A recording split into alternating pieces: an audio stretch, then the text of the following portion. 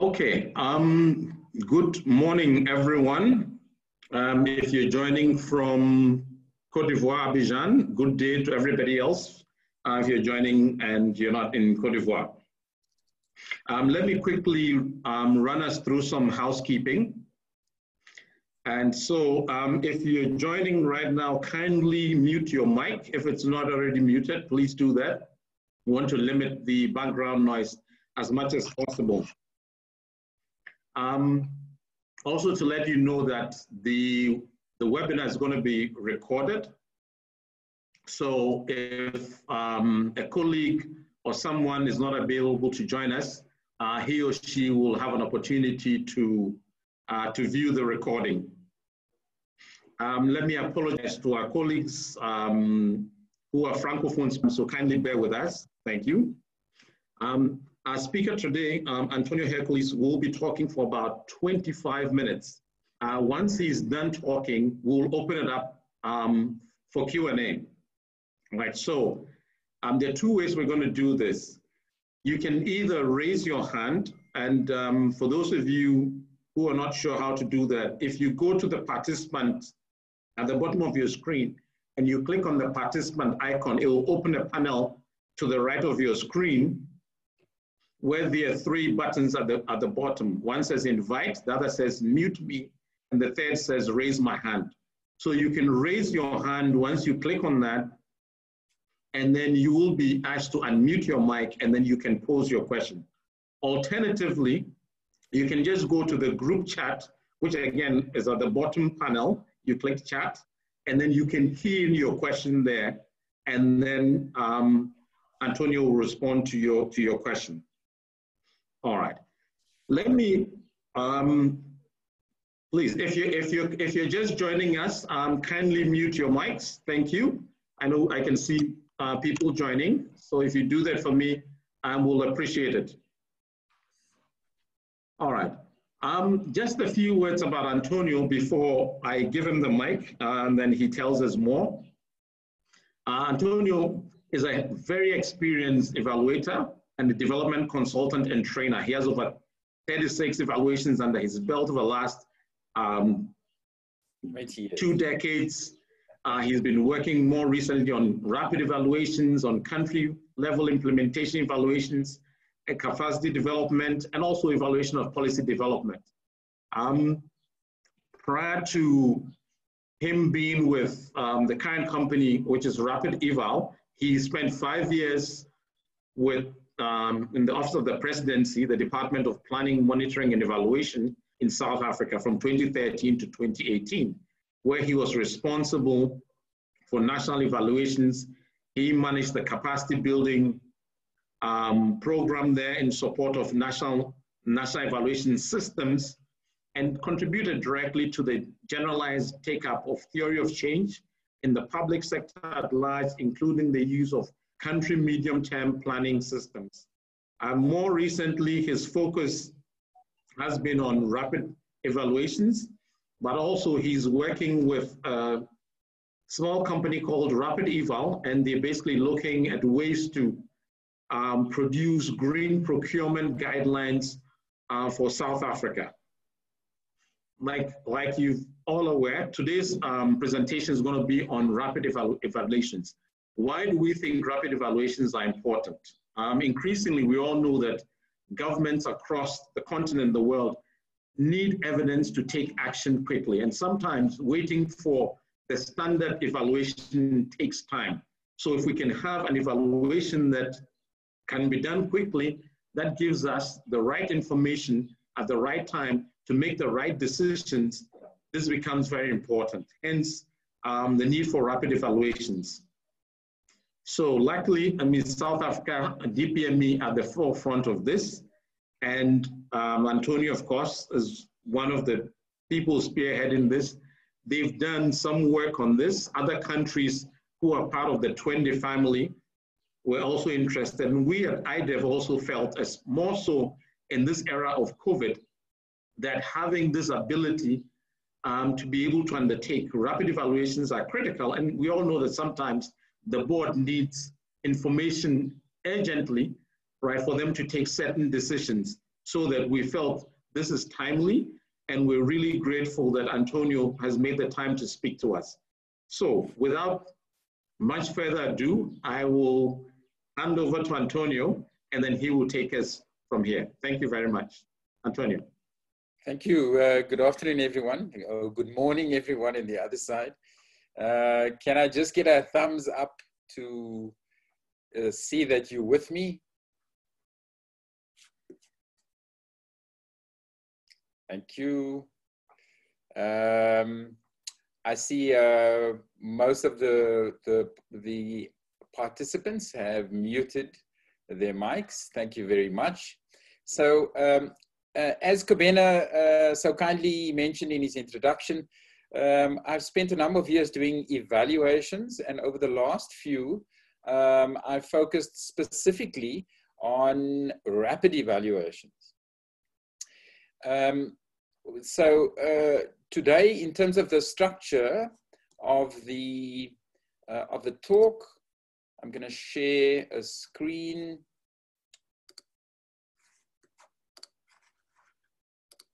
This is basically the structure of my talk.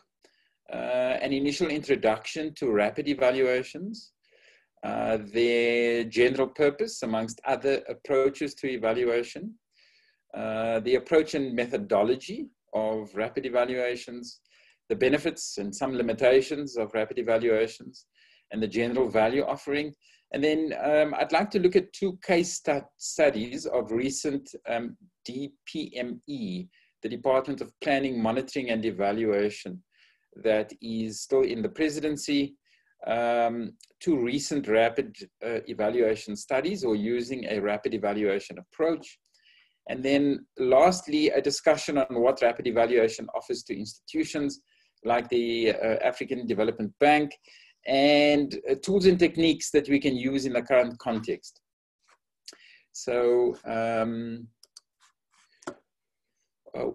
my general approach in the presentation will be to refer to a number of presentations, which I'll share from time to time. And I'll also make these available in PDF to Kobena that he can circulate afterwards. The first is, I first started working on rapid evaluations about 2 years ago, when we were asked by, I was asked by Twende Mbele, Kara and company, to do a literature review on rapid evaluations. That was quite an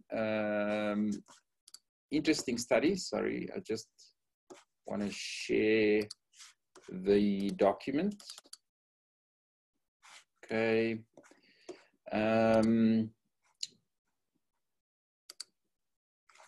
Share the screen. There we go. Okay, so linked to the literature review, we were asked, I was asked to also produce a toolkit, a rapid evaluation toolkit. And the toolkit had this appearance, and it was eventually produced by March 2019, that was last year. And what I'd like to do in terms of covering the basic structure of the talk is basically go through sections of the toolkit that was produced with Twende Mbele, and then move on to some of the case studies thereafter. So basically, in terms of rapid evaluation, we consider why a rapid evaluation might be necessary, and how exactly we'd go about the process of designing an evaluation, a rapid evaluation, that would meet with our requirements to produce evidence that is nevertheless credible and that gives us the basis, a good basis, an evidential basis for taking a sound policy decision or a program management decision to make changes to a program or to improve program performance. So the general guide is that we should try to keep the evaluation, the concept of a specific evaluation that we're working on, to keep it as simple as possible. And not just to focus on the evaluation as such, but also to think thereafter to include issues of quality and usefulness, and how we're going to utilize, because the whole point of a rapid evaluation is to produce evidence in a compressed period of time. Within in terms of the 2 case studies, which I'll talk to later, the one study was actually produced from beginning to end within 20 working days. And that's extremely tight. That's effectively a month's intensive work. Although in reality, it took something like 3.5 months to finalize and to get an approved report because of the processes. And I think that's also quite typical of all evaluations, even the more comprehensive evaluations. So usefulness is one of the most primary, if not the primary, consideration in terms of a rapid evaluation. Then going on further is to look at what exactly a rapid evaluation would cover. The general approach, I would say, is that we would try not to include an assessment of impact as part of a rapid evaluation study, although I do think that it is possible to undertake an impact evaluation within a compressed period of time, as opposed to a longer term impact evaluation of, say, 18 months or 15 months or 2 years. I know of some panel studies that track impact over time in the basic education sector that have a project lifespan in its first phase of something like 5 years. So it certainly is possible to consider compressed impact evaluations as well. And then last is to be clear about to be as clear as possible about what we are trying to achieve within the compressed period of time. One of the biggest, I would say, killers or dampeners in relation to a rapid evaluation is that we try and achieve too much, and the second is that we try and make the evaluation too complex. So already what I'm alluding to is that there's a trade-off. There's a trade-off in getting the evidence collected, analyzed, made sense of, conclusions reached on the basis of the evidence, and then the recommendations that go with that, that we do that within a compressed period of time. And the trade-off is that we may lose some quality, and we may also have to narrow the scope of the study so that we can achieve a standalone study that is credible, that is scientific, that meets with our quality standards as far as evaluations are concerned. So that's the basic logic in terms of your rapid evaluation. So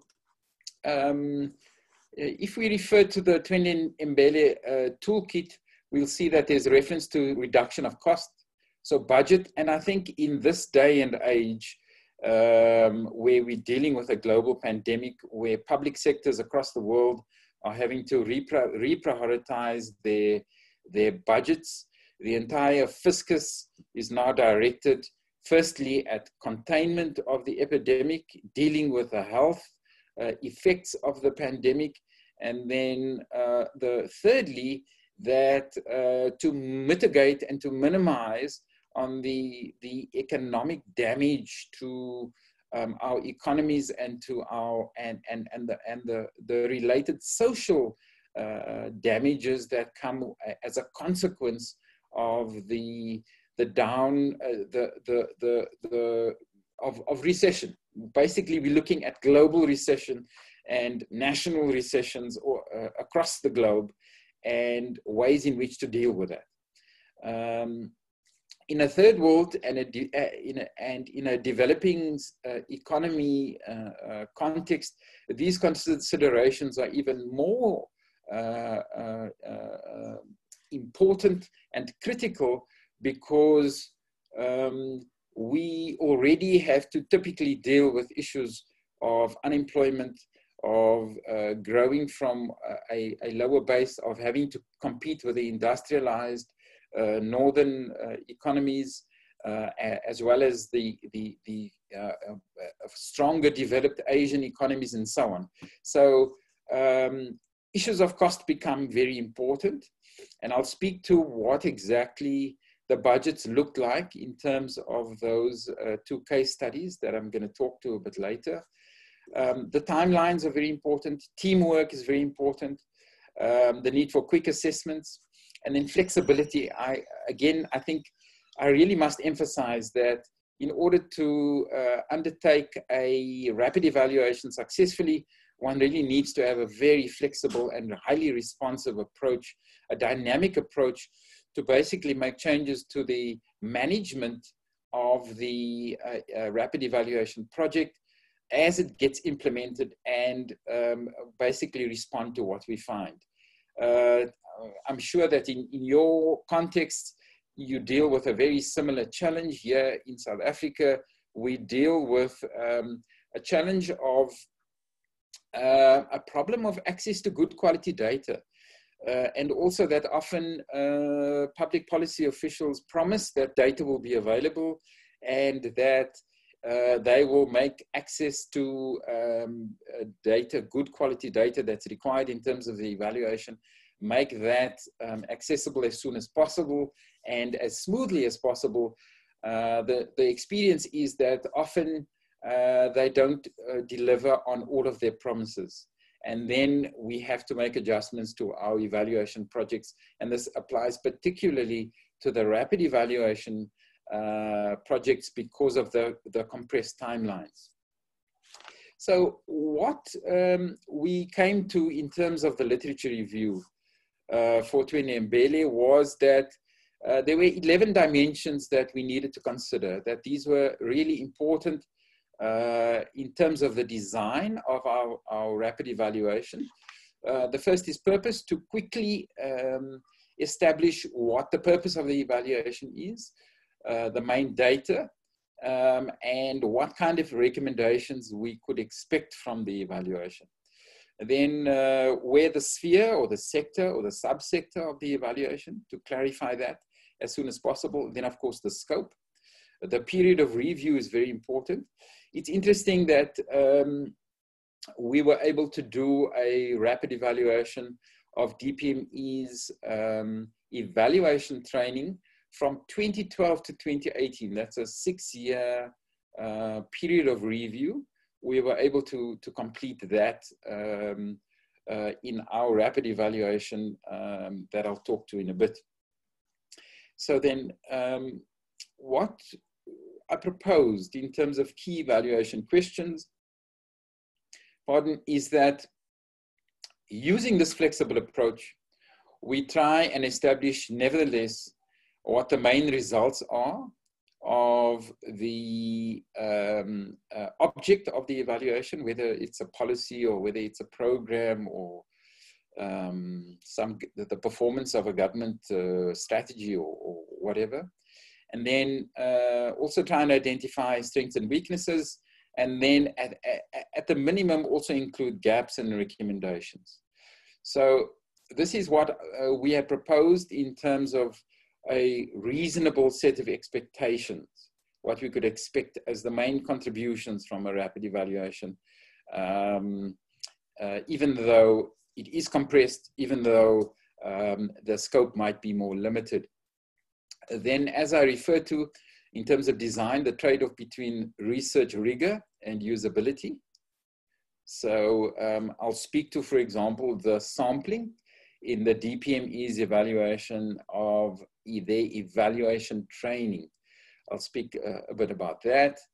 And of course, the need for more limited expectations in terms of what we can expect then from the evaluation. The method, we had argued that the method should be fairly typical for other evaluations in the National Evaluation System, the NES, in the country. Our national level evaluations, of course, cover the entire country, that they cover all 9 provinces, and they try and produce evaluation evidence to impact and to produce a sound basis for making changes to national policy and national programs. And what we had proposed for rapid evaluations then, that they would fit within the national evaluation system, but that in terms of method, that they would be fairly typical in terms of methodology to be included in these other larger, more elaborate, more sophisticated evaluations. Then other dimensions to consider, the data required. I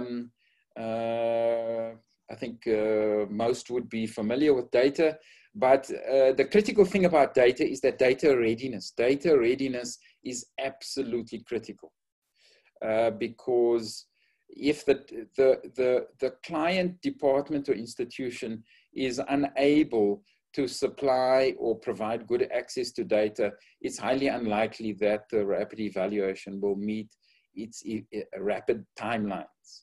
I'll talk a little bit about that as well. So I'm going to move. Then other dimensions are team, how to put together the team. The DPME had a distinct preference for taking on board a new approach, and that was to combine the expertise of a skilled evaluator with a few officials on every single rapid evaluation to actually involve them.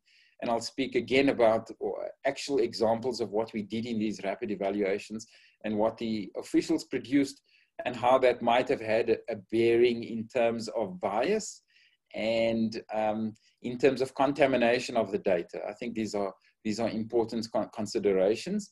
Then in terms of the stakeholders, who to involve, in terms of on a more limited steering committee, who to involve. Of course, I've spoken to budget, and then the actual management of the rapid evaluation, that these are the critical dimensions that we should consider. Are you still with me? Can I get a thumbs up?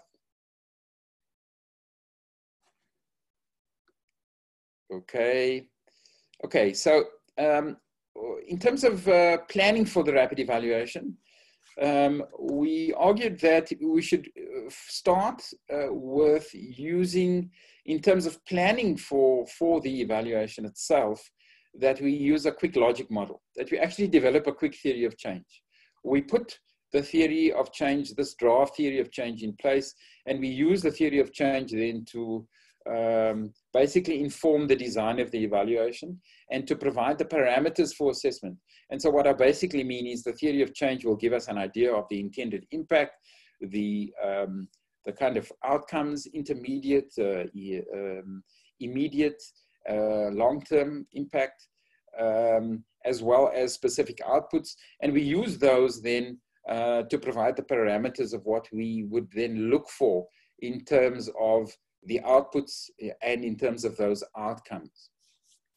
We also identify delivery mechanics. One of the big, I would say, weaknesses with a lot of evaluations that we've come across in the public sector particularly is that a lot of programs and a lot of policies prove not to be as effective as they could be because the delivery mechanics are not carefully worked out. So we have very nice, very elaborate ideas about what we want to achieve, very nice vision for the change that we want, but we are not very good at translating that vision into a step-by-step process and a roadmap for how we move from our current situation through implementation to our change that we want. And so you will see later on in the toolkit that there is a schematic diagram that gets used, and this comes from the private sector, from the logistics management kind of process, and it's just used to illustrate an example of how we move from a situation of actually a customer placing an order, how we go through packing, processing, shipping, sorting, weighing, the warehouse distribution, the address, actual transformation, and delivery to the client. And we could use a similar kind of process in terms of policy delivery mechanics to look at land reform, how we go from an idea of delivering, let's say, subsidized housing to poor communities, and how we actually deliver that house within our timelines with a very clear implementation process. And what's very nice about this kind of approach with this kind of picture is that, first of all, stakeholders can visually identify what the process is, but also it enables us to have a clear understanding of what we might look at in terms of the indicators for the measurement of performance in each of these different areas of the implementation value chain, as it were. So we can argue that this would take on the picture of a policy value chain, and that each aspect of the policy value chain can then be assessed and evaluated in terms of, let's say, what this diagram refers to as packing. What would be the key performance? What would be the key performance indicator for packing? And then once we have an understanding of that indicator, it becomes then much easier to measure. So to go back, we then use, we argue that we can, even though it's a rapid evaluation, we can cover 4 of the 5 DAC, Development Assistance Committee. We can use 4 of the 5 evaluation lenses, or those criteria: relevance and appropriateness, effectiveness, efficiency, and sustainability. We can use that as a matter of course in our rapid evaluations, and you will see that impact has been deliberately excluded from that list. And then, of course, we go through to structured data review and analysis. And in a nutshell, we then have the process, the rapid evaluation process, for how we get to our conclusions and how our recommendations. Then in terms of some of the key, what we can learn from implementation, here's an example of some of the key aspects. Did we identify clear objectives? These are the 5 questions we can ask. And if we get answers to these, then we'll have a very good idea of what's happening with our policy or our program or our intervention. Did we identify clear objectives that support wider policy or program or project or institutional goals? So there we constantly go back to the initial design, conceptual design.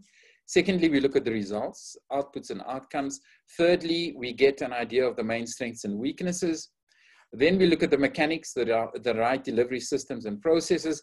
And last, we look at efficiency. We look at time aspects, focus, targeting, and there are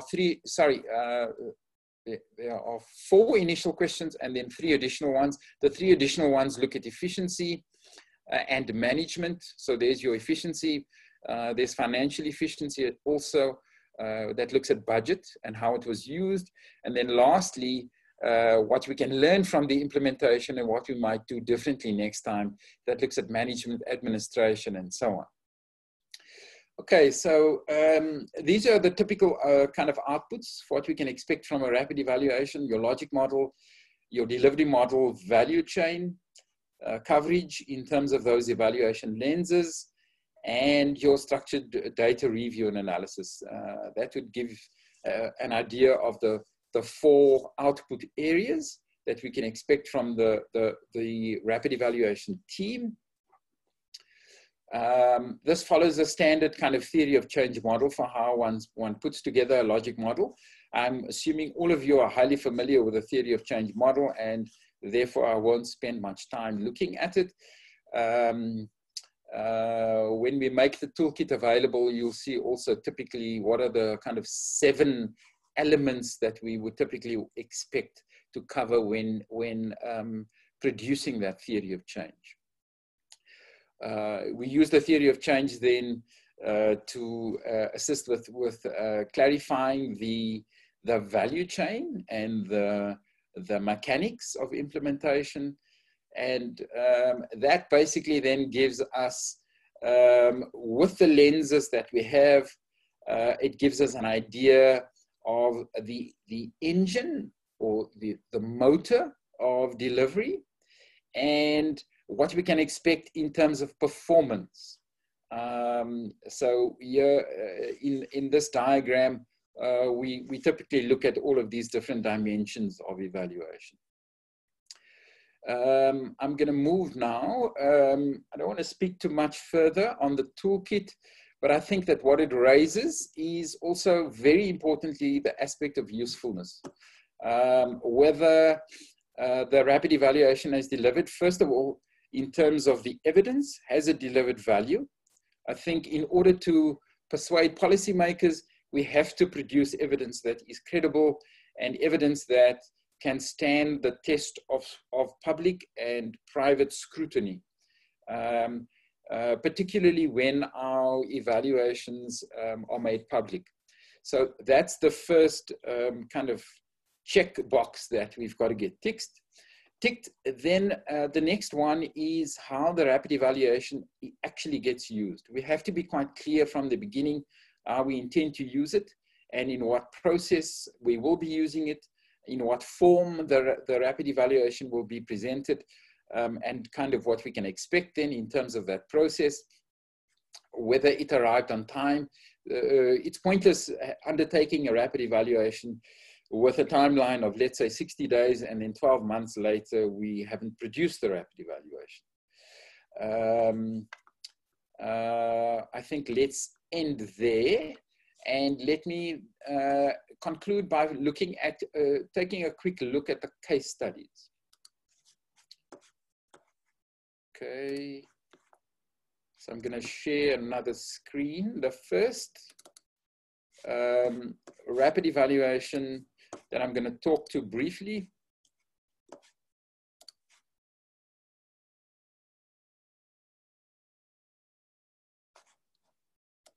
I may not have shared the right screen. Let's check again. Sorry, wrong one shared. Okay, so what we have here is a rapid evaluation of DPM is, okay, let's talk to this one first, since this is the one I'd opened. I was going to talk to the rapid study on a feasibility study to determine the readiness of state-owned enterprises in South Africa to take on board the evaluation function. But let's talk about DPM is evaluation training. The training was delivered, a suite of courses over 6 years, 2012 to 2018. And the suite of courses for the purpose of the rapid evaluation was divided into a suite of courses for executives in the public sector. So typically director generals, deputy director generals, and chief directors. So that suite of courses fell under the mantle, and some of you may actually have participated in some of these courses from time to time. They are referred to as evidence-based policy making and implementation, EBPMI. They refer to as EBPMI, and they were delivered for the DPME by the University of Cape Town as the delivery partner. And so that's the one set of evaluation courses. The other set of evaluation courses basically was a broad set of courses that spoke to the design of evaluations, the management of evaluations, the procurement of evaluations. All of these things that I refer to are for evaluations in the national evaluation system. And they were meant to build the capacity of officials who were relatively new to evaluation, but had been appointed to take responsibility for the design and for the commissioning of evaluations and the actual implementation of evaluations in the government system. So you have a suite of courses designed to build the capacity of actual implementers, public servants that would implement. And then the other suite of courses that I referred to initially, they were for the managers of the public sector, the high-level executive managers. So in terms of the evaluation parameters, these were the four dimensions. You can see the dimensions: relevance and appropriateness, effectiveness, efficiency, and then other considerations. You can see that impact was excluded, and these were the evaluation questions. So the first question, of course, deals with alignment and whether it was relevant. Next, what was achieved, the results, the outcomes. There is reference to impact, but we didn't really speak to impact at all. Did officials actually learn what was intended? How many officials were trained? So we get good empirical data. Were the targets achieved, and was the training model effective? We really want to know the answer to that question. And it's important to note that this study was to inform DPME's strategy as far as capacity building and support to officials in the public sector for the coming 5 years, for the next 5 years.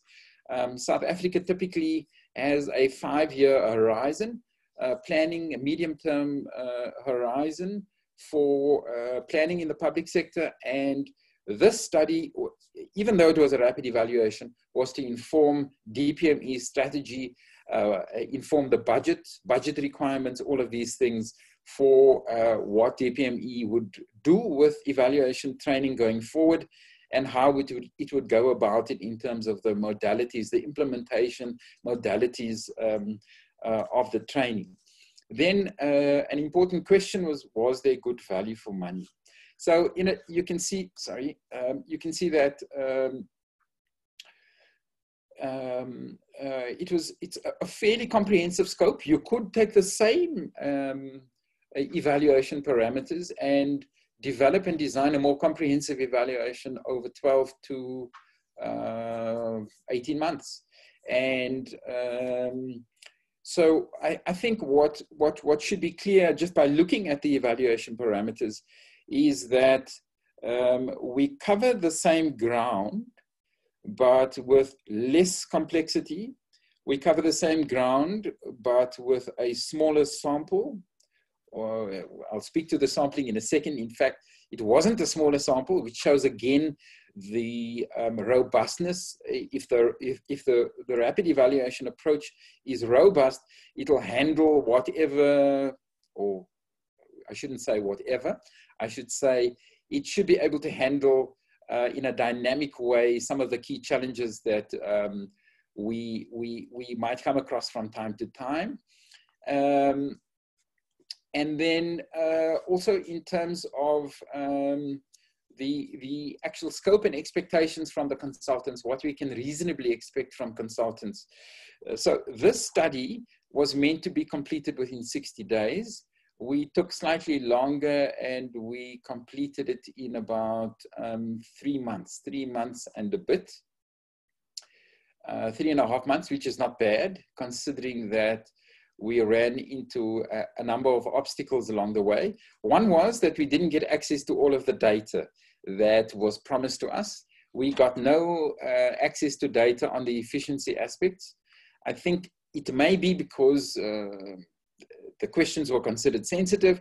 It may be that the SCM and finance people in the institution and in the public sector felt that it was confidential data and that it was too sensitive, and they didn't want it to be revealed. For whatever reason, we didn't get good access to the efficiency data, and as a consequence, we couldn't answer the efficiency question. So there's a very clear consequence as a result of not getting access to the data. That's despite there being a very good relationship between the consultants and the managers, the public sector managers that were involved. There was a little steering committee that consisted of the NSG, the DPSA, and the DPME. And despite that, we still couldn't get access to good quality data.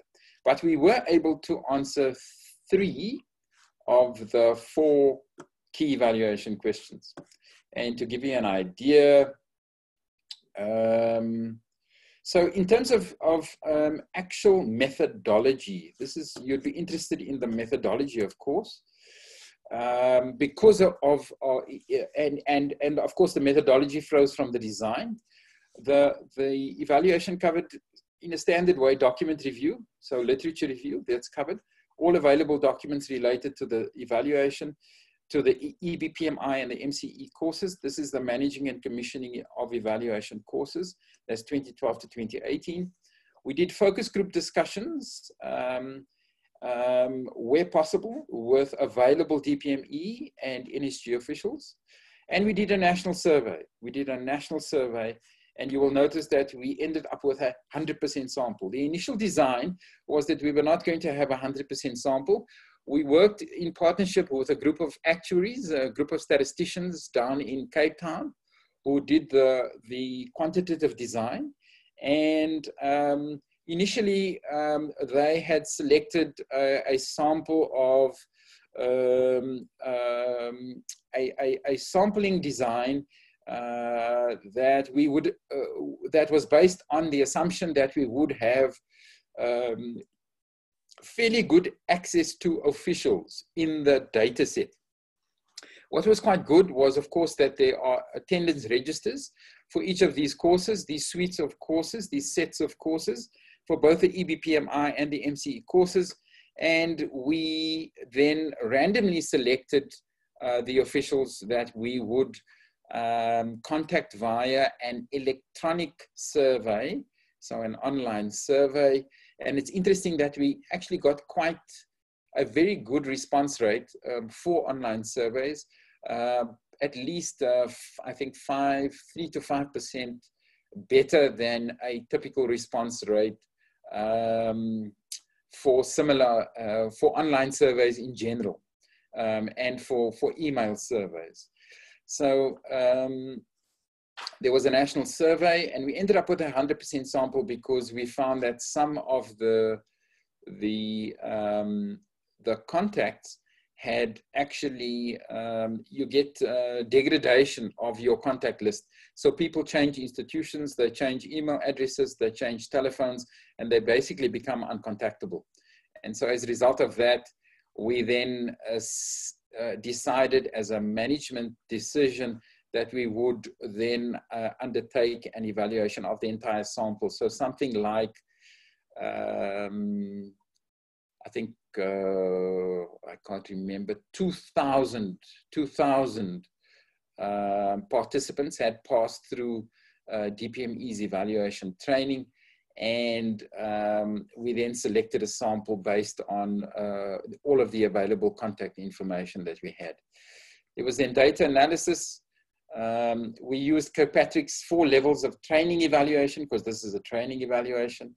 And we produced lots of good quantitative data. In terms, so the findings were structured in terms of general feedback, learning of the content areas, to what extent learning had taken place, findings on the actual training delivery, the overall effect. So here we're beginning to see emerging impact, but we were very clear in terms of how we wrote up our conclusions and recommendations that those were not findings related to impact. And of course, your summary feedback. So in a nutshell, there's your first case study. Obstacles we ran into, particularly, as I mentioned before, access to data. The budget was a constrained budget. I think if we divide in Rand value, for 60 days work, the entire budget in Rands was 350,000 Rand. And that was for the work of the actuaries as well as the evaluator. and in dollar terms, we could divide that basically by 20 to get an idea of how much that would cost in US dollars. So you can see a very relatively small budget, but we were actually surprised by the quality of the feedback and also the response rate that we achieved on this particular evaluation. Okay, so I'm going to close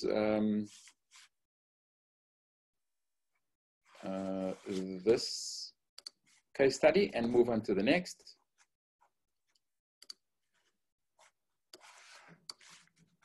Okay.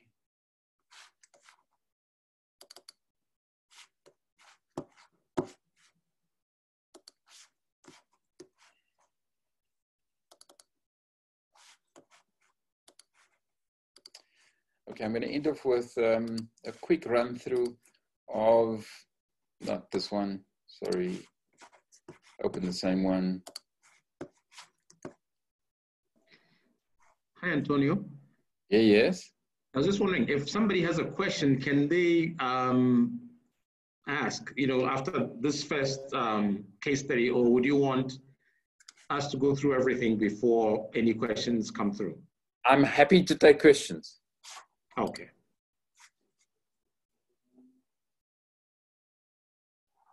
I'm happy to take any questions.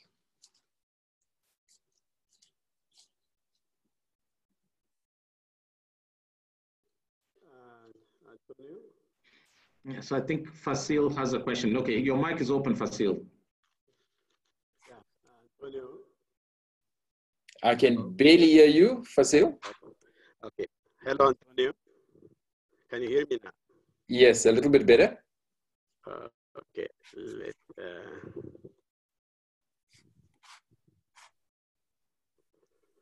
Please go ahead. Okay. Okay. This is Rufael. Thanks for the presentation and for sharing your experience. Unfortunately, one of my colleagues and myself, we have other commitments, so we have to leave shortly after 5 minutes. But just quick, I think, in terms of the background, historical background, the rapid evaluation and also this real-time evaluation, all this, evolves. But I think maybe from your experience, when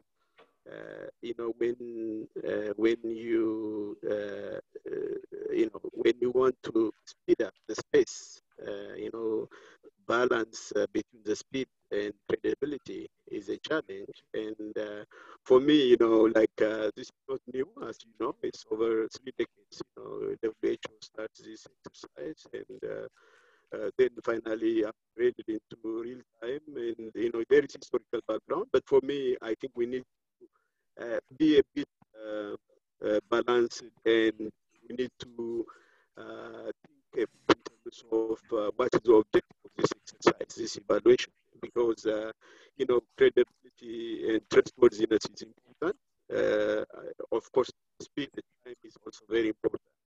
So for me, especially when you want to credibility, you need to engage with a diverse audience. For example, within the bank, we have the board, we have the management, and other stakeholders, and there are disagreements. If there is, for management, for example, WHO, they use this tool and others.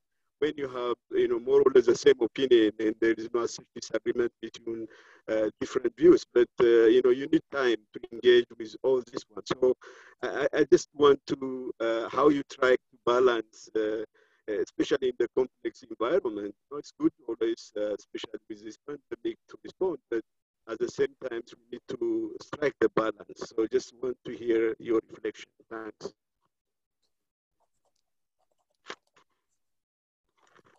Okay, can we take 1 or 2 more questions?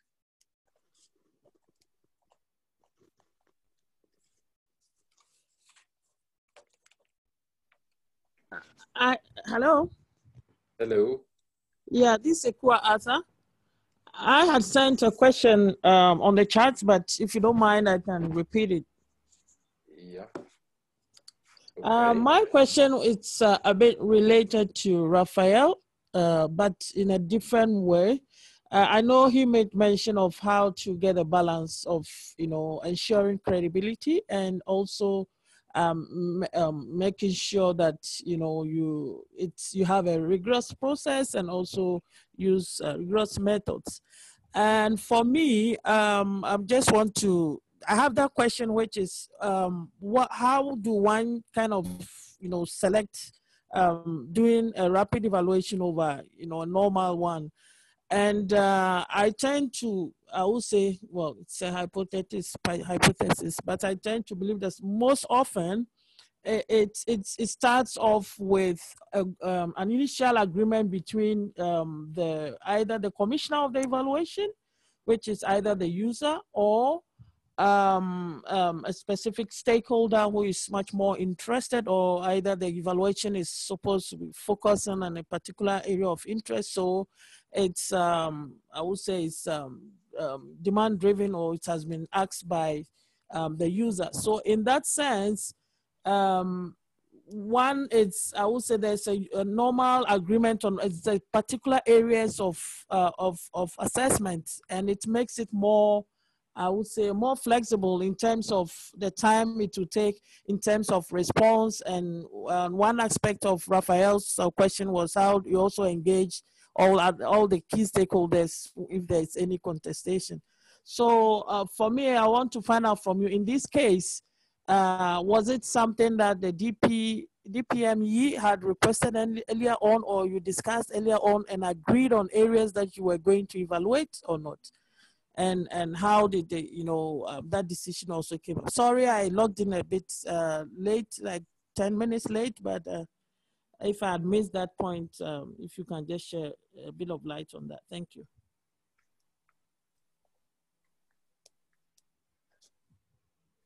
Thank you. I think Sosu has got a question. I think he says, how can we avoid preference for rapid evaluation versus robust evaluation, as the latter costs less in terms of time and budget? And I think before that, Madhu also had a question. He says, in a situation where there's reluctance to share critical data on the part of those commissioned, how was the evaluation findings and or recommendations used? Okay, so let's try and answer some of these questions, and then if I've missed a question, please just remind me and then I'll go back to it. The first one was about credibility.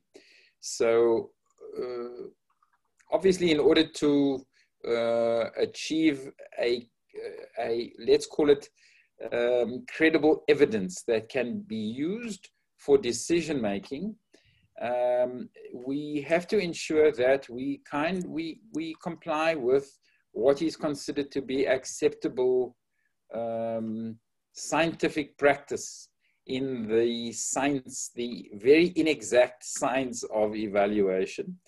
And in the evaluation discipline, we typically rely on your conventional research techniques in social scientific research. And we also methodologically will utilize approaches, methods, and instruments that one would typically use in conventional or typical social science and research in other sectors, in the economic sector and in the health sector and so on. So we don't sacrifice credibility. We absolutely insist on credibility, because if we don't have credibility, we will not generate value for the client. The client is looking for evidence that can be used to make changes, or to either close down a program. That's a possibility, to actually close down a program or make big changes to a policy. There are all kinds of uses, potential uses. But in order for the team to produce something of value, it has to be credible. So we don't sacrifice credibility.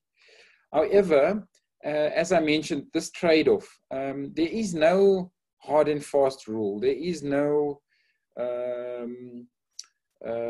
specific guidelines, for example, on sampling. I'll tell you how we went about the sampling process. But just to end off on the point about sampling design, particularly for the surveys, I think these are important considerations. We have to look at the confidence interval, and we have to look at the error rate. And we have to make a little bit of there we can sacrifice a bit of absolute certainty. So I would say that an acceptable error rate for a rapid evaluation is around the 10% error rate mark for sampling designs for linked to surveys. I would say 10%, whereas if we had our more rigorous, conventional, rigorous evaluations, we might go for a 5% error rate and a 95% confidence interval. Again, it depends on the data set, it depends on the access to the data, it depends on a lot of different factors. Sampling design is not an exact, it is quite exact, of course, in terms of the number crunching, but there are constant trade-offs when it comes to sampling design. Then in terms, so that's the one aspect of credibility. Then the other aspect is that you have to cover the ground. You can't leave out critical stakeholders. So if you're working in let's say, for example, in your particular case, if you're working with a bank and you have a board and you want to assess performance and you want to get views on performance, then you must include all stakeholders, including your board. In the government sector, it's exactly the same thing. That in the case of the training evaluation, we tried to access the finance people, and the finance people didn't participate for whatever reason. We did have the evaluation managers, and we also had the National School of Government on board, as well as the DPSA, and the DPSA is the Department of Public Sector Administration, the DPSA. And they are responsible for all provincial departments as well as national departments for generalized, generic public sector policy. So all public servants, in terms of their work and their work performance, typically fall under the DPSA. It also includes some entities, public entities. So we had to include all of the key stakeholders, and what we then did was, in order to cover the ground quickly, we went less for individual interviews and more for focus group discussions. Credibility, what else can I say on credibility? I think that there was very close cooperation between, in these case studies, very close cooperation between the evaluation team and the commissioners. The commissioners in this case was as mentioned before, but I'll just go over it again. It was the DPME, and they had a terms of reference. And what we did then with the terms of reference right at the beginning was we workshopped the terms of reference with the client, worked out what was doable, what was possible, worked out what would be a good approach. And we, as typically we delivered an inception report that was further discussed, and we got feedback on it. And ultimately the inception report became the agreed basis on which to implement the evaluation. So we use a very similar, although less formalized kind of management approach to a rapid evaluation as opposed to one of your bigger, more comprehensive evaluations. And then the question about how to strike this balance, again, it's a very broad question because it depends on each specific evaluation and what the specific context and circumstances of each evaluation is, what data is available, what data might not be available. And it also depends on the politics in a given situation. One has to basically be using a very flexible approach. One has to adapt to what one finds and try and exact within the constrained period, try and exact the best possible value from the project. The second question about when to select rapid evaluations. I think I've spoken to how the evaluation was agreed in the case of the DPME. When to select rapid evaluations, I did mention early on that we select rapid evaluations when we want to spend less on evaluations, when our budgets are constrained. We go for rapid evaluations when there's a lot of pressure to produce evidence in a short period of time, and we have policymakers that want to take urgent decisions. Then rapid evaluations work quite well.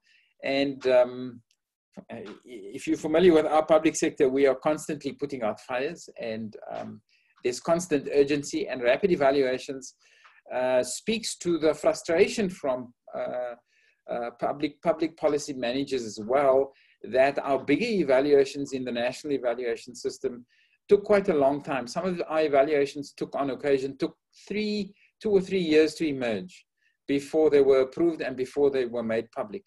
And if one juxtaposes that with the political term, a 5-year political term, then you've got a problem, because policymakers want to take quick decisions, and they want to show demonstrable value to their constituencies, or whatever constituencies they may wish to win over.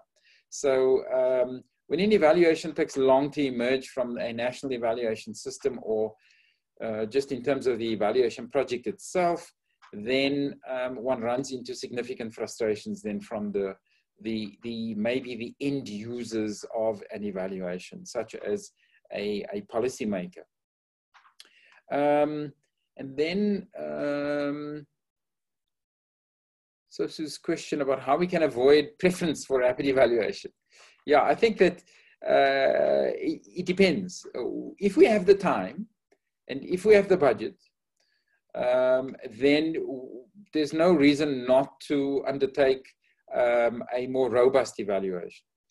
And particularly when we can plan for these robust evaluations, when we can budget for these evaluations, and we can know that, let's say, in our political term, oh, by the way, in South Africa's medium-term planning system now, it is compulsory, it is mandatory for all government institutions in the national sphere, as well as the provincial sphere, and also all public entities, national and provincial public entities. So you're talking literally, I think, I stand to be corrected, there are something like 700 public entities, and about 500 in total, 450 to 500 national and provincial institutions. So, and that includes the offices of the Premier.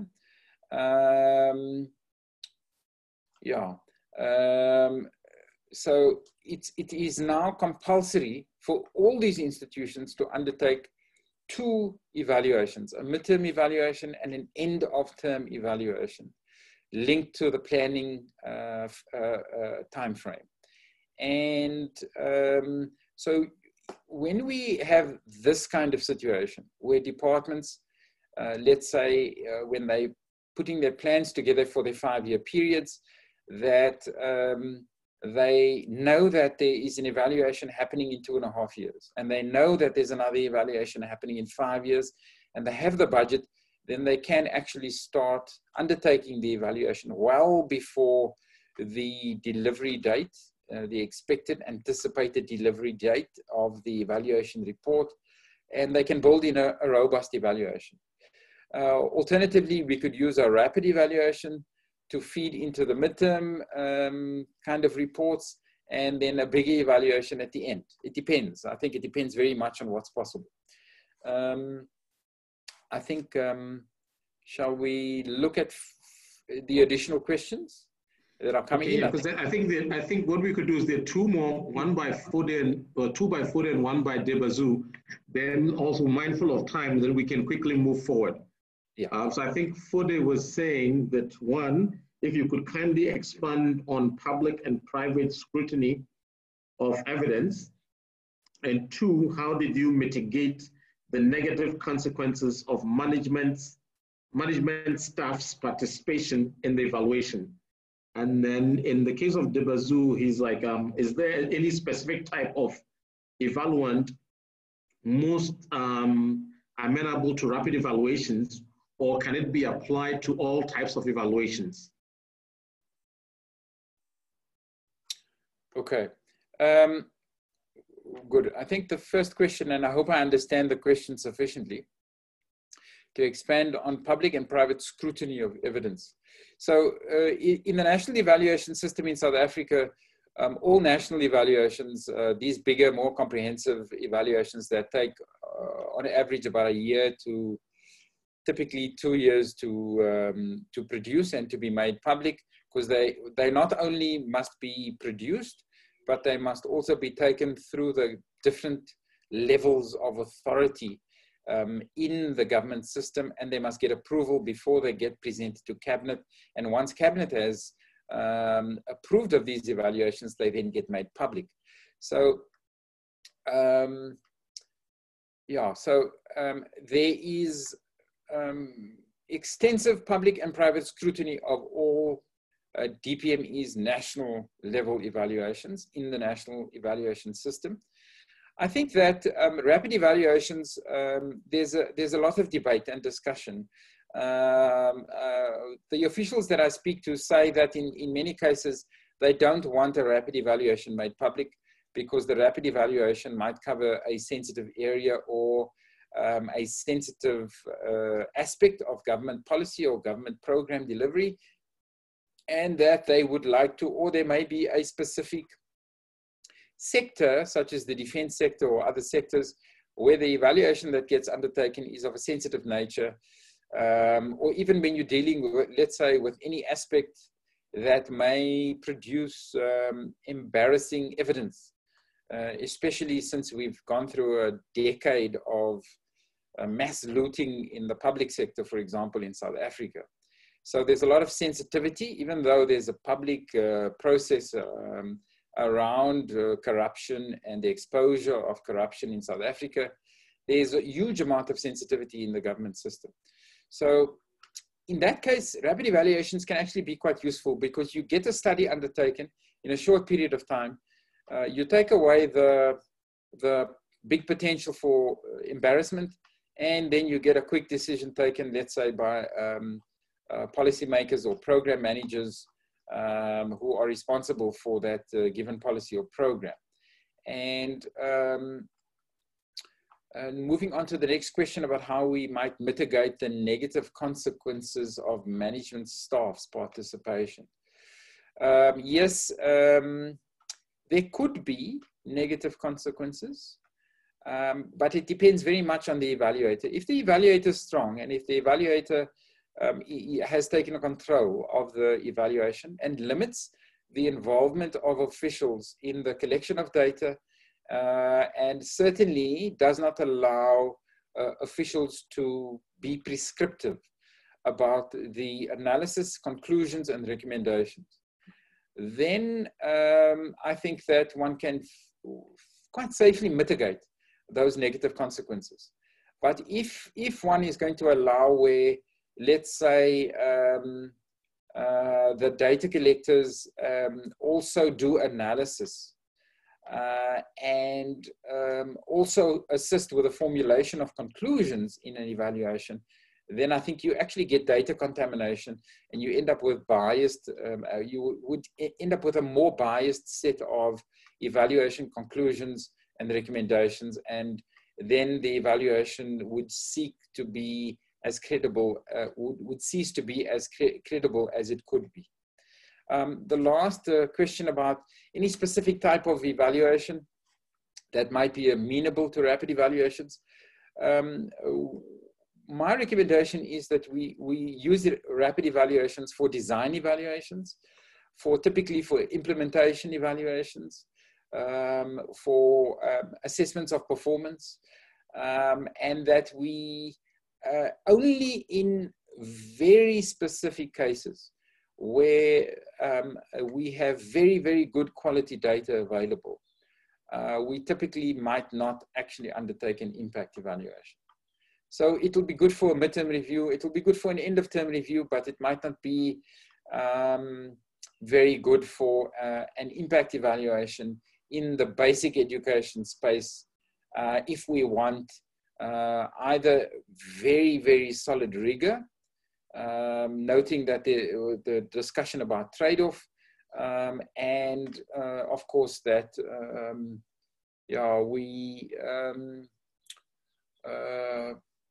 the quality of the data is there. If the quality of the data is there, then we can make many choices within that flexible approach, and I believe we can undertake a good rapid impact evaluation.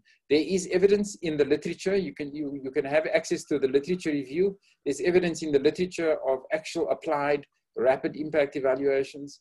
But in the main, I would say that in the public space, I don't know about capacity in the private space because often the evaluators are spanning both the private space and the public space. I would say that it depends on the capacity and the access to data, to good quality data. Yeah, I think, shall we conclude this discussion and then move on to the final two issues that we want to. Yes, that's fine. Okay, thank you. So I'm gonna stop sharing that screen and share the initial screen again. Okay, so what rapid evaluation can offer to institutions like the Development Bank? Look, I think that for typical program evaluations, rapid evaluations can offer good quality evidence within a more compressed period of evaluation implementation, can offer reasonably good value, and especially if we have the view that rapid evaluations do not, in terms of approach, do not replace comprehensive evaluations. So rapid evaluations should be seen as part of our suite of evaluations or part of our set of evaluation approaches, and not as a replacement for all other evaluations or to become the dominant evaluation. I think that with the emphasis on design and with the emphasis on credibility, I think that rapid evaluations can offer fairly solid, I would say quite good evidential basis for taking decisions, for making assessments about performance and taking decisions about changes to a given program or policy or set of actions or linked to our business strategy. I think that rapid evaluation can fit quite squarely within our arsenal of our bag, our toolkit of evaluations and evaluation approaches. Last, I think that in terms of the tools and techniques that can be used in the current context, of course, we all are using online methods in the current. This workshop is an example of what is the dominant modality at the moment in terms of meetings. I think that as we move into the post-COVID-19 pandemic situation, we'll have more traditional techniques, platforms, and tools that are utilized. But I think that I came across an innovation that I was not yet aware of, and I've been in the evaluation space for, well, I shouldn't say that I wasn't aware of it, but I had no direct experience of a particular evaluation using SMS technology linked to cellular phones directly for evaluations. And I'd come across, in terms of our, in the private sector, I'd come across short surveys to give feedback about customer satisfaction or customer feedback based on a particular experience with a mobile phone service provider before. But in the evaluation, the dominant space of evaluation, I had not come across it. And I see that it has begun, SMS method evaluations have begun to creep into the GBV space. I had a discussion with a gender-based violence expert about 2-3 days ago, and she remarked about the limited use of that kind of technology. For example, there's only a set number of data points that you can cover. You can't make it too complex. You've got to be very clear on what questions you want. And she spoke about some of the tensions that exist between the clients often that want a much bigger scope and the limitations of the technology in this particular case. But she spoke about the incredible reach, the value, the incredible reach into poor communities, into big settlements, into shantytown dwellings, into all kinds of quite difficult to reach terrains, and the ability to collect the data and then analyze that data. I wonder if I can show you. Let me close this, and I'll show you the design of our email questionnaire. Whoops. Yeah, so I'm going to stop that share, and then I'm going to share the instruments.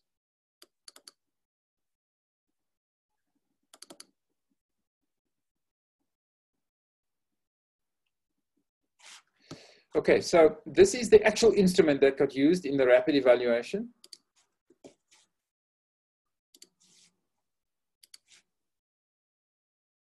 Okay.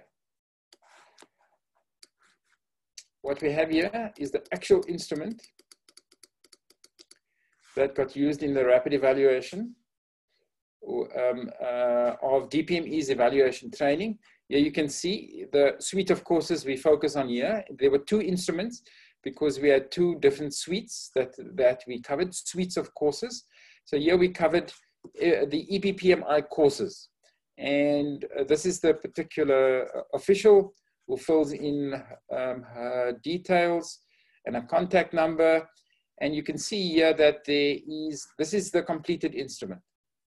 The instrument covers a general section, the course content, the actual course content of the evaluation courses, the assessment, the feedback on actual learning in terms of the courses, and the assessment of the training delivery. And there's then finally assessment of the effect on policy relevant skills. So you can see that in terms of coverage, the coverage of the questionnaire is actually quite comprehensive. There are 42 evaluation questions, but where the rapid part of the instrument comes in is that you have a Likert type scale with only 5 options. So each question has 5 limited options, and the respondent then basically selects what he or she what his or her view is on the particular question. And you can see that in this case, there's very positive feedback about the course. This was emailed 3 times. It was emailed 3 times during the implementation period to the respondents. I would say in most cases, it took the second and the third reminder to get the official to actually complete the questionnaire. And these questionnaires were then sent. Of course, there's a whole process behind the development of the questionnaire. The statisticians were intimately involved in the design process of the questionnaire, and also gave advice on the setup of the Likert scale. And then these questionnaires were sent directly to the statisticians who did the analysis, and the analysis was then sent in a statistical report to the evaluators, who then wrote up the evaluation report and did the evaluation analysis together with them in a workshop and in a stakeholder validation exercise before the final evaluation report was produced. So that's an example of an instrument, a rapid evaluation instrument, and the use of that instrument in this particular evaluation. And let me share my screen again.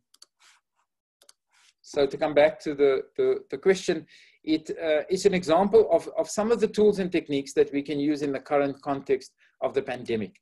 I would say that the more labor-intensive, qualitative individual questionnaires with individual data, that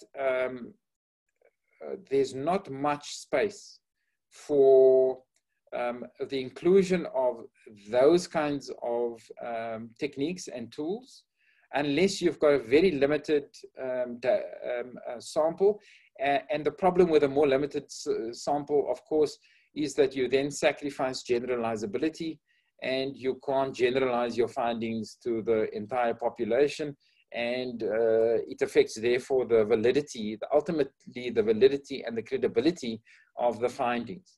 So, yeah, I think that, let me end there. I didn't have time to really talk about the state-owned enterprises feasibility study, but perhaps we can take one or two more questions, and then, yeah, we'll take it from there. Okay, thank you, Antonio. The floor is open. Any questions? Either you can type it in or you can raise your hand, and then either way.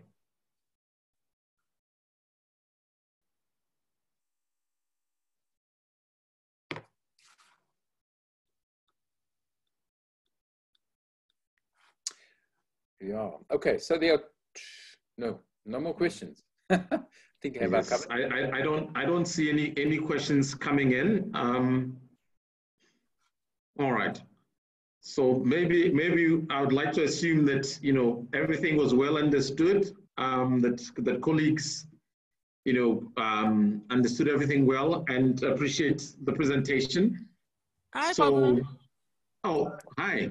Sorry, there's a question. Yes. Well, I was saying, I was leaving the opportunity for others who have not asked, but if no one is asking, I will just quickly maybe ask this question to Antonio, if you permit. Sure, go ahead. Just to draw in more on the tools, the methodology. So if I do recall very well, he made mention of the inception report being discussed with the stakeholders. What I wanted to find out from him, was there a situation where the selection of questions, the selection of areas of focus, and the intended approach? So you decided you were going to do surveys. I assume you did some a stakeholder focus group discussions, or either of these methodologies. Was there an instance where, I would say in this case, your commissioner was DPME? Did you have any discussion on whether it was appropriate, or whether they want a specific, you to use a specific approach, or wanted to address a particular question? I'm asking this question because I had the experience of doing, I would say, some sort of rapid evaluation some time back in IDEV on a country evaluation for Kenya. And this was a specific request by the country office because they wanted to address certain things and they wanted to have a discussion with the government on certain aspects. So there was this situation of, you know, they had some questions up front, which we discussed. And there were others that needed to be kind of drawn into, but then time wouldn't permit because, of course, it's a rapid evaluation and all that. So my other question is that could rapid evaluations be also kind of, I would say, sequential? So you will have a first phase and then a kind of a follow-up, a rapid evaluation, because of course certain important things that were identified during the initial rapid evaluation could not be addressed and could have another follow-up which also fits the same purpose. Thank you. Okay, thank you. To answer the first question, okay, so to go back to the DPME's evaluation on the evaluation training, was the evaluation prescribed? Yes, the evaluation was prescribed. The broad approach was prescribed in terms of reference as well as the evaluation questions. Where the experience, again, of the evaluator comes in is that the evaluator has got to enter into conversation with the client about what they expect, what they are prescribing, and what is possible. So we were very clear, we made it very clear from the very beginning what is possible within a 60-day period. A 60-day period is 3 months, 20 working days per month, and it is not possible to undertake a global literature review that takes 1 month of the project before you start collecting data. It's not possible to do that level and that depth of actual evaluation work in terms of evaluation work output. It's not possible to undertake that level of work, that volume of work within a rapid evaluation. So we spent a lot of time, and that is why it's very good to have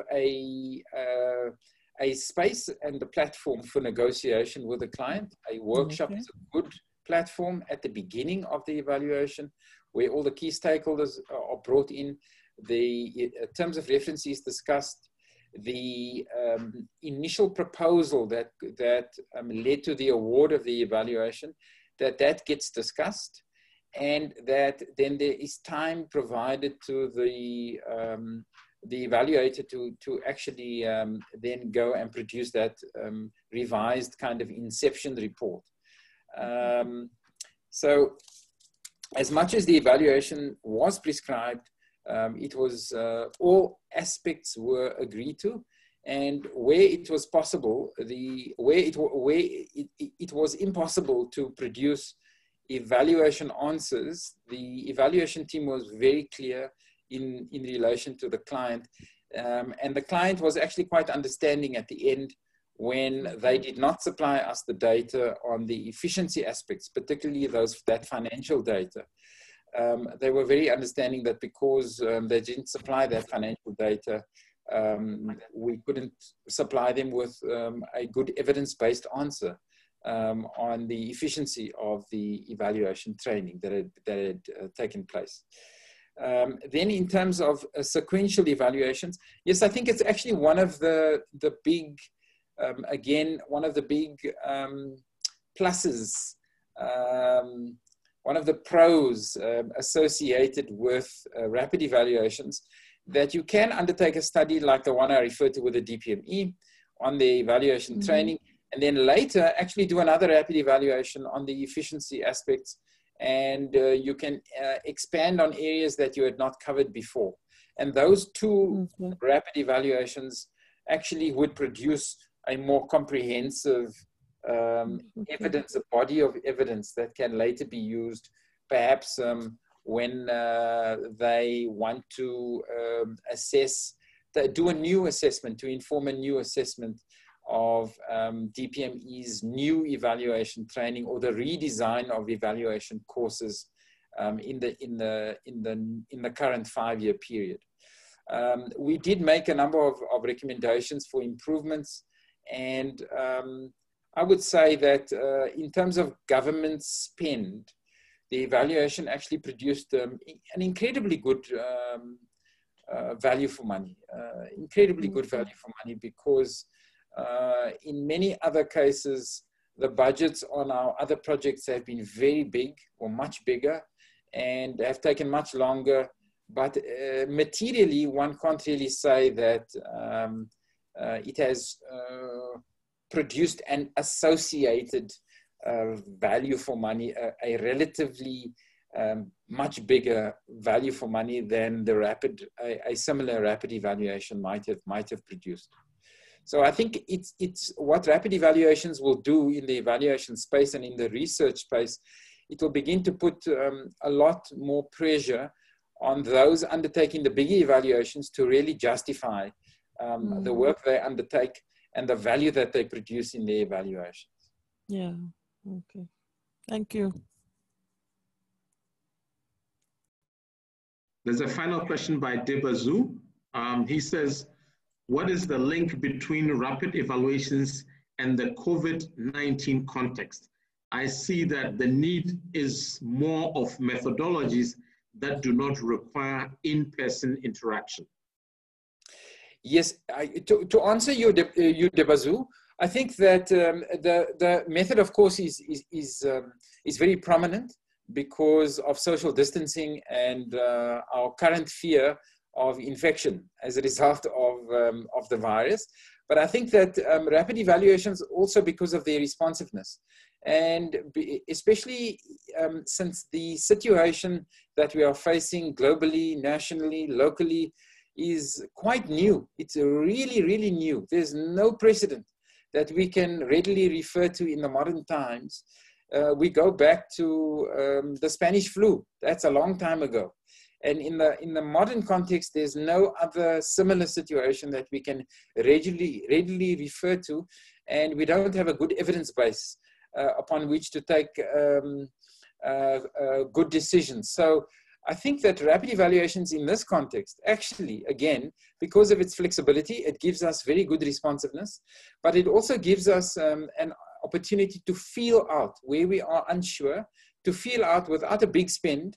And again, because there's pressure on the fiscus and on public resources, private resources, businesses are under a lot of pressure. Now, with the greater, let's call it the greater value for money offering that rapid evaluations potentially brings, we can feel out areas and we can undertake studies that produce reasonably good evidence that we can then use to take decisions about how we mitigate things or how we manage things, or to provide us evidence of what's happening on the ground. So the combination of the innovations and the use of technology together with how it flexibly can be actually implemented in the current context, I think that's where the trick will lie. That's where the magic of rapid evaluations will lie. I see there's another question at the end from Ajimoti. Yes, from Gilbert. And then he's saying, is there a difference between rapid evaluation and outcome assessments? Yes, look, rapid evaluation is an approach. So what I have advised typically is that we can get a good sense of what our immediate outcomes are, because we have generally little problem with accessing the empirical data relating to the outputs of a given program, policy, or strategy. And so we can speak quite comfortably to the immediate outcomes. Of course, when we go to the realm of the intermediate outcome and the long-term outcome, that's much more in the line of impact assessment. And I was at pains in this presentation to mention that we really need very, very good quality data in order to undertake an effective impact evaluation in a compressed period of time. So outcome assessment is in fact part of rapid evaluation and can be included. So they not the same thing. There is a distinct difference. Outcome assessment is included, and rapid evaluation is an approach, and basically relies on our existing kind of methods of evaluation.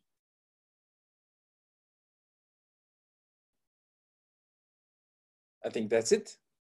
That's it. Well, I don't see any more questions coming, and of course, we're also running down the clock at this point. So, on behalf of colleagues, myself, I want to say a big thank you for making the time to speak to us about rapid evaluations. We really do appreciate that.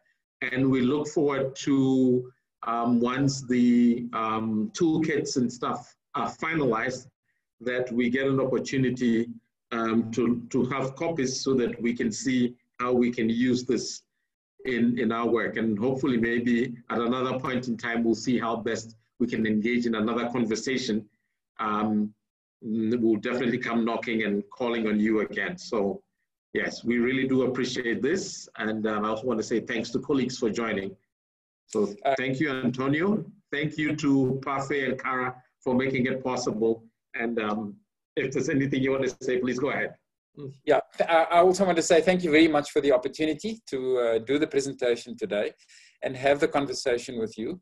The one thing I didn't mention was that the work around rapid evaluations also fed into DPME's guideline on rapid evaluations. So it fed into actual policy on rapid evaluations, and you'll see it as one of DPME's guidelines in support of their national evaluation system.